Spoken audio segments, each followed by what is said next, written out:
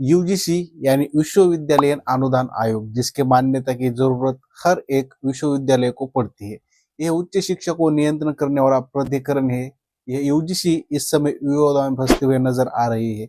इसकी वजह और यूजीसी की तरफ से ले जा गया एक नियम यूजीसी समता विनियम 2026, इसके जरिए उच्च शिक्षण संस्थानों में जाति आधारित भेदभाव को खत्म करना है।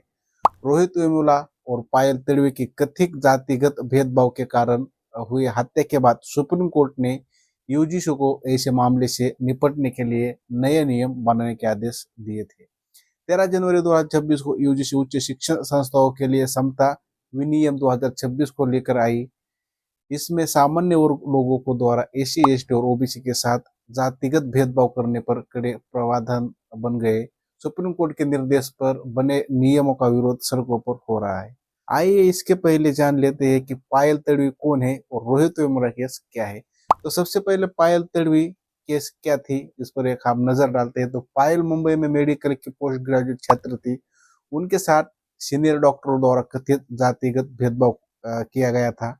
आरोप है कि लगातार उत्पीड़न के चलते हुए उन्होंने 2019 में आत्महत्या कर ली।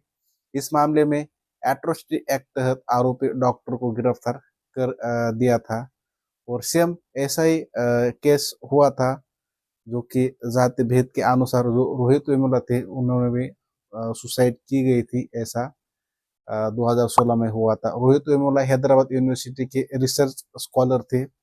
कथित संस्थागत जाति भेदभाव के चलते 17 जनवरी 2016 को उन्होंने आत्महत्या कर ली थी। रोहित की आत्महत्या के बाद देश में विरोध प्रदर्शन, बहस और जवाबदेही की मांग उठी थी। अभी इसी आधार पर ये नया जो नियम है वो सुप्रीम कोर्ट ने आदेश दिए है इसको बनाने के लिए। आखिर क्या नियम है और इसकी मांग क्यों हो रही है और इसका विरोध क्यों हो रहा है, सब डिटेल में हम इस वीडियो में जानने वाले हैं। ऐसे में जानना अहम है कि यूजीसी का क्या नियम है, नियमों का विरोध क्यों हो रहा है, एसी एसटी ओबीसी छात्रों अध्यापकों के लिए क्या नियम है, इसके विरोध और समर्थन में क्या तर्क किए जा रहे हैं, सुप्रीम कोर्ट में इस मामले में क्या हो रहा है। आइए समझते इस पूरी रिपोर्ट में। तो सबसे पहले जान लेते हैं कि ये यूजीसी के नियम क्या है। तो 13 जनवरी को यूजीसी यानी विश्वविद्यालय अनुदान आयोग ने उच्च शिक्षण संस्थानों में समता के संवर्धन हेतु यूजीसी समता विनियम 2026 को अधिसूचित किया है। इस नियम का मुख्य उद्देश्य उच्च शिक्षण संस्थानों में धर्म, नस्ल, जाति, लिंग, जन्म स्थान अथवा दिव्यांगता के आधार पर होने वाले भेदभाव को खत्म करना है। यह नियम अनुसूचित जाति और अनुसूचित जनजाति, सामाजिक और शैक्षणिक रूप से पिछड़े वर्गों, आर्थिक रूप से कमजोर वर्गों, विकलांग व्यक्तियों को भी किसी भी तरह के भेदभाव से सुरक्षा दे रहा है या देता है। नए नियम को सभी विश्वविद्यालयों को लागू करना होगा। इसको कैसे लागू किया जाएगा, इसके लिए भी यूजीसी ने एक पूरा खाका तैयार किया है। इसमें एससी एसटी ओबीसी छात्र अध्यापकों के लिए क्या है और इनके नियम क्या है। इन नियमों को लागू करने के लिए हर विश्वविद्यालय में समान अवसर केंद्र, एक समता समिति और समता समूह बनाने के निर्देश दिए गए हैं। इसके साथ ही कई और नियम भी है, इन्हें एक एक करके समझाते हैं। आरक्षित छात्रों और अध्यापकों की सुरक्षा के नियम क्या है, इस पर एक हम नजर डालते हैं। समान अवसर केंद्र, जैसे कि प्रत्येक संस्थान को वंचित समूहों के लिए नीतियों के प्रभावी कार्यान्वयन की निगरानी के लिए समान अवसर केंद्र स्थापित करने होंगे। इसमें संस्थान के 5 फैकल्टी सदस्य होंगे। इन 5 सदस्यों के लिए किसी भी कैटेगरी के लिए कोई आरक्षण नहीं होगा। दूसरी होगी समता समिति। समान अवसर केंद्रों को एक समता समिति बनानी होगी। इसकी अध्यक्षता संस्थानों के प्रमुख होंगे। इसमें एसी एसटी ओबीसी, विकलांग और महिलाओं का प्रतिनिधित्व भी अनिवार्य है। इस समिति में कुल 10 सदस्य होंगे। और तीसरी है समता समूह। प्रत्येक उच्च शिक्षण संस्थान निगरानी रखने तथा परिसर में किसी भी भेदभाव को रोकने के लिए एक छोटी इकाई भी गठित करेगा, जिसे समूह समिति इक्वलिटी स्क्वाड कहा जाएगा। उच्च शिक्षण संस्थान आवश्यक संस्था में समता समूह की गठित कर सकता है और ऐसे समूह गतिशील रहेंगे तथा संवेदनशील स्थानों पर नियमित रूप से निरीक्षण करेंगे। विश्वविद्यालय में दाखिल किए गए सभी छात्रों को किसी भी तरह का भेदभाव नहीं करने के लिए घोषणा पत्र देना होगा। संस्थानों को यह सुनिश्चित करना होगा कि छात्रावास आवंटन, कक्षाओं में मेंटरशिप समूह को चयन में किसी भी तरह का भेदभाव न हो और पूरी प्रक्रिया निष्पक्षता के साथ हो। छात्रों के लिए 24/7 का समता हेल्पलाइन और भेदभाव की रिपोर्ट करने के लिए ऑनलाइन पोर्टल बनाना होगा। प्रत्येक विभाग में समता दूत नियुक्त किए जाएंगे जो समता के उल्लंघन की सूचना समान अवसर केंद्रों को बिना किसी देरी के देंगे। जांच के दौरान पीड़ित या गवाह बने कर्मचारी या अध्यापक उत्पीड़न या प्रतिशोध के विरुद्ध सुरक्षा प्रदान की जाएगी। यदि कोई संस्थान इन नियमों का पालन नहीं करता है तो यूजीसी उसकी अनुदान सहायता रोक सकता है, उसे डिग्री देने से मना कर सकता है और या मान्यता प्राप्त संस्थानों की सूची से हटा सकता है।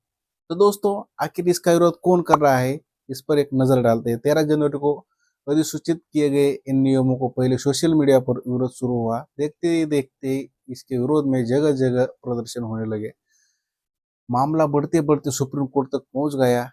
यहाँ इसे चुनौती दी गई। इन नियमों का विरोध मुख्य रूप से सामान्य वर्ग लोगों की तरफ से देखने को मिल रहा है। जयपुर में करनी सेना, ब्राह्मण महासभा, कायस्थ महासभा और वैश्य संगठनों ने मिलकर सवर्ण समाज समन्वय समिति का गठन किया गया है ताकि रेगुलेशन के खिलाफ संगठित विरोध किया जा सकता है। तो विरोध करने वाले जो लोग हैं उनको ये डर है कि इन पर झूठे आरोप लगाए जा सकते हैं। इनके साथ ही ओबीसी को भी इन नियमों को सुरक्षा देने का विरोध करना होगा या हो रहा है। विरोध करने वाले संगठन का मामला है इस नियमों का गलत इस्तेमाल किया जा सकता है और नियमों के वंचित छात्रों या शिक्षकों को झूठे आरोप में फंसाया जा सकता है।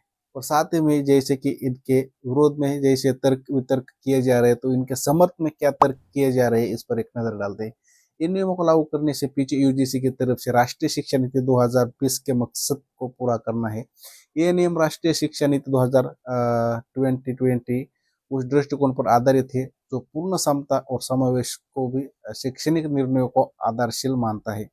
यूजीसी का कहना है कि इन नियमों से ये सुनिश्चित करने में मदद मिलेगी कि वंचित छात्र शिक्षा प्रणाली में बिना किसी भी डर के बेहतर प्रदर्शन कर सकते हैं।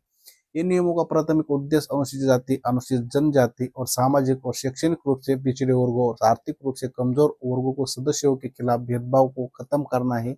ये नियम राधिका वेमुला और आबेदा सलीम तडवी द्वारा दायर जनहित याचिका के बाद तैयार किया गया है।